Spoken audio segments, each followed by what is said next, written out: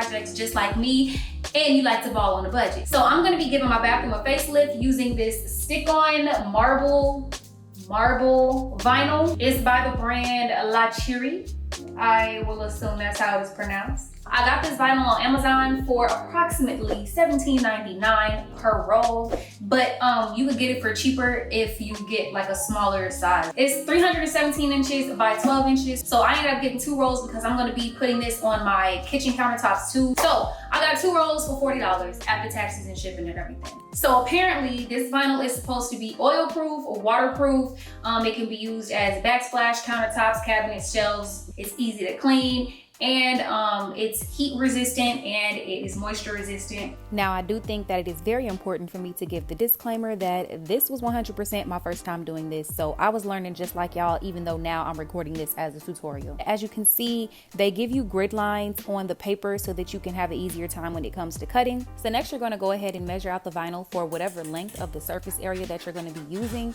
I do highly recommend to only do half of the surface area at a time. Now, the only 2 tools that you will need to complete this project are a blade, and the professional thing for me to tell you would be to go ahead and buy a squeegee as well. However, if you do not want to do that, because I definitely didn't, I went ahead and used a gate card, or you could use like a credit or debit card as well. So first you're going to be tearing off small pieces of that back paper with the grid lines on it so that you can lay the vinyl in sections. Now, as you can see, I'm just lining up the vinyl with my countertops, and then it's just going to be the same redundant process.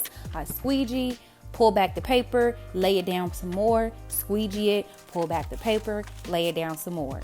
And I will say that you do want to try to keep the vinyl in as big of sections as possible so that you won't have too many issues of lifting and peeling later on. And you definitely want to make sure that you're smoothing out each section as much as possible so there are not any air bubbles. And another tip, as I was laying the vinyl across the counter, I made sure to lay the vinyl a little bit over the sink so that when I cut around it, I would have an extremely accurate circle versus trying to line up the vinyl exactly where the sink starts. And the same thing when you get to the corners, of course, overlay the vinyl a little bit onto the wall so that then when you cut it, your line is going to be much more accurate where the wall and the counter meet.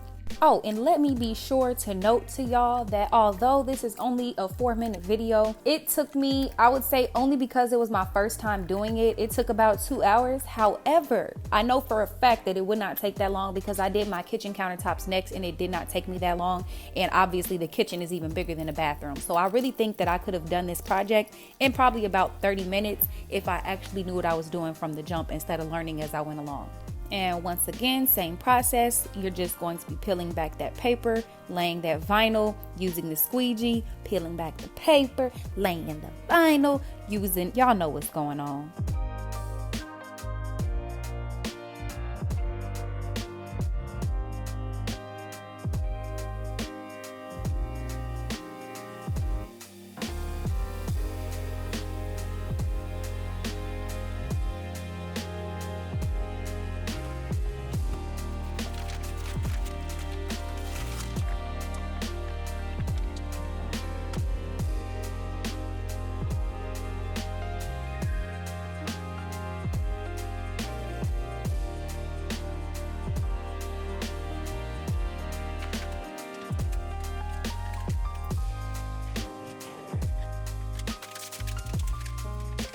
So I am finally all done, and as you can see, look at this before and boom.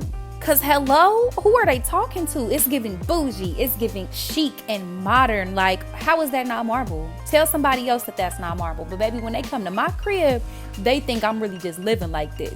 So that's it, y'all. If you all enjoyed this video, go ahead and give me a thumbs up and comment below if you all like these DIY type videos, because I can definitely do some more. Your girl is low-key real handy, so really just let me know. Thank you all for tuning in again to KCTV. I will see y'all next time.